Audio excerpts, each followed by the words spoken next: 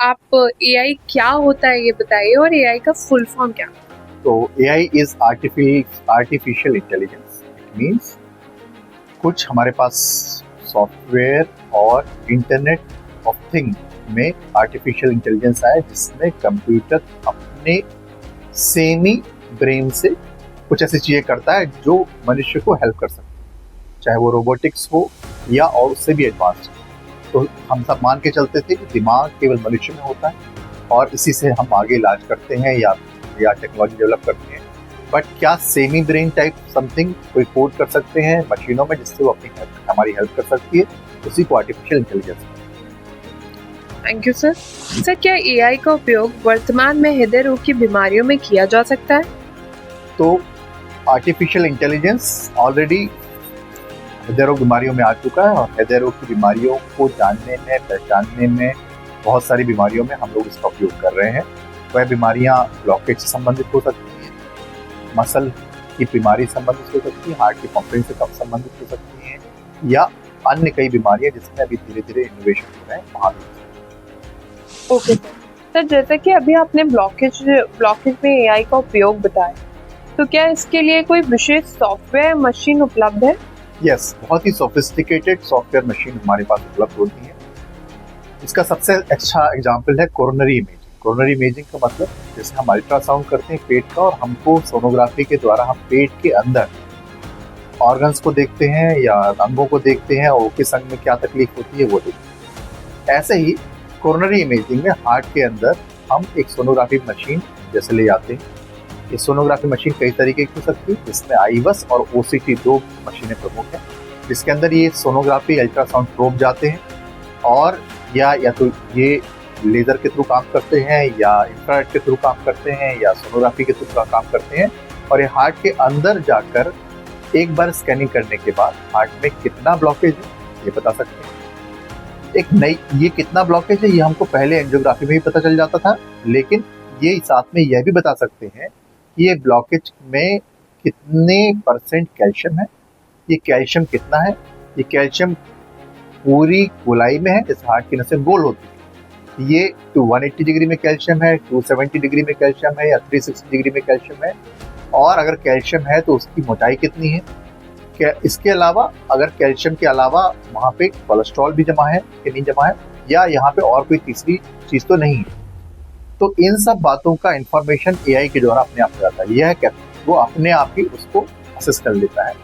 और कुछ नई मशीनों में कलर कोडिंग भी आ जाता है, जिसका मतलब अगर कोलेस्ट्रॉल है तो पीले कलर का आएगा, कैल्शियम है तो ग्रीन कलर का आएगा, और अगर और कुछ है तो उसमें मिक्स कलर का आएगा। फाइब्रोटिक है, फाइब्रस प्लाक है तो उसको अलग मिक्स पिक्चर आएगी।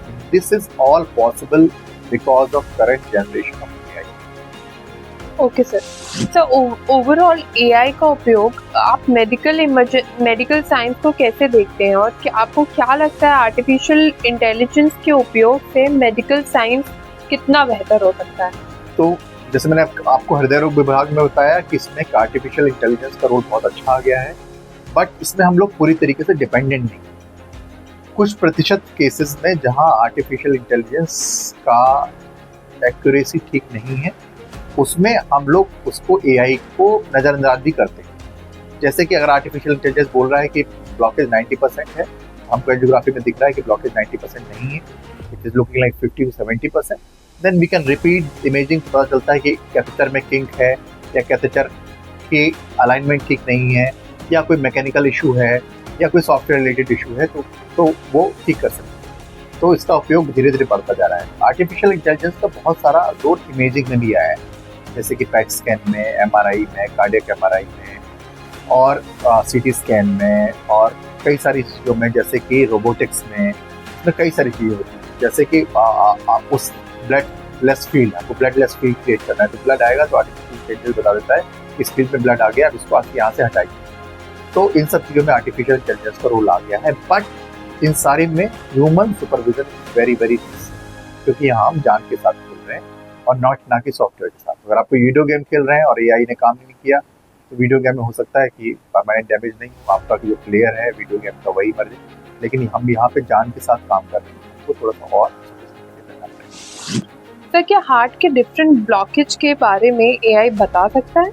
यस, हार्ट के डिफरेंट ब्लॉकेज के बारे में हमारी जो मशीनें हैं, आईवेस है, ओसीटी है, जो हमारे पास उपलब्ध है भारत में और शैली में, तो ये बता सकती है और ये इस तरीके की बता सकती है कि इस तरीके के ब्लॉकेज को कैसे डील करना चाहिए और किस तरीके के हार्डवेयर यूज करना चाहिए। ये सारी इन्फॉर्मेशन हमारे पास पहले भी थी, बट अब एआई की वजह से अब वो और सोफिस्टिकेटेड आ गई। जैसे हमको किस तरीके का गुब्बारा यूज करना है, वो गुब्बारा हाई प्रेशर गुब्बारा यूज करना है या लो प्रेशर गुब्बारा यूज करना है, तो पहले हमारे पास एक क्लिनिकल सेंस, मरीज की कंडीशन, एंजियोग्राफी के डिफरेंट यूज उससे करते थे, और स्टेंट बूस्ट एक टेक्निक होती है एंजियोग्राफी लैब में, कोरोनरी लैब में उससे करते थे, लेकिन अब इससे भी कर सकते हैं। सर काफ़ी चर्चे में ये बात काफ़ी चर्चे में है कि एआई के अत्यधिक उपयोग से मनुष्य को नुकसान हो रहा है, क्या ये बात सही है?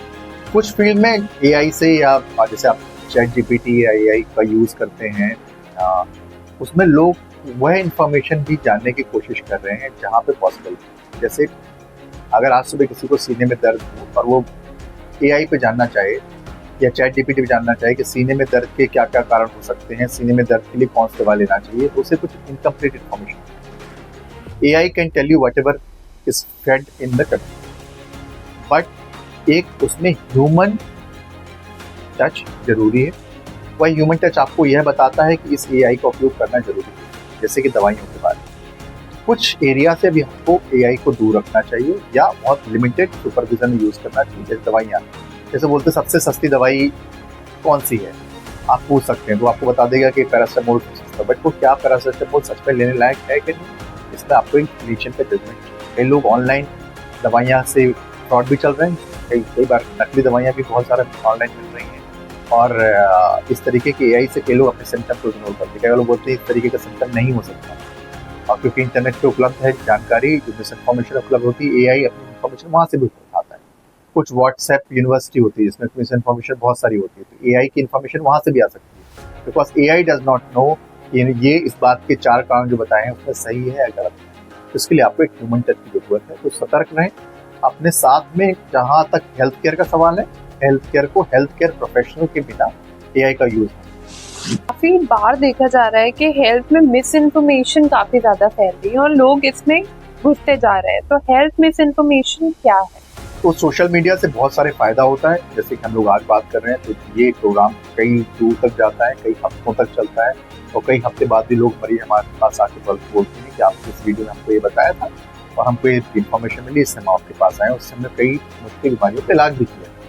अब इसका दूसरा साइड, सोशल मीडिया के नेगेटिव साइड। अगर आपके पास, आप देखते होंगे आपके खुद के फैमिली ग्रुप में, तो हम लोग जो लोग जिम्मेदार लोग हैं, अगर फैमिली ग्रुप में या आपके कुछ व्हाट्सएप ग्रुप में या फेसबुक ग्रुप में कोई भी इंफॉर्मेशन जो, जैसे कि किसी चीज़ को खाने से हार्ट अटैक ठीक हो जाता है, ये चीज़ करें तो जल्दी ठीक हो जाता है, सांप काटा है तो ये कर लें तो जल्दी ठीक हो जाता है, इन सब का जैसे आपके पास इंफॉर्मेशन आती है, आप पहले इंफॉर्मेशन को वेरीफाई करें। अगर आपको वेरीफाई नहीं कर पाते इंफॉर्मेशन, डोंट स्प्रेड। ये जिम्मेदारी हमारी है।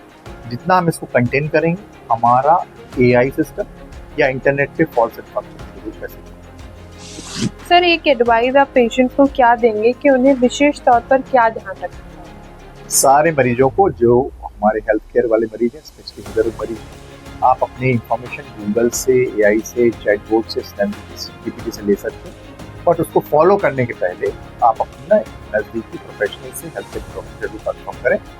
कई बार उसमें चीज़ें गलत भी होती हैं, कई बार उसमें चीज़ें सही भी होंगी, गलत भी होंगी, and you can always ask कि मैंने गूगल पे देखा इस बीमारी के ये लक्षण, मुझे लक्षण हो रहा है, क्या ये लक्षण, आप उसको पूछ सकते हैं। आप अपनी उत्सुकता के लिए यूज कर सकते हैं, बट उसको फाइनल डिसीजन के लिए उपयोग करना, मेरा यही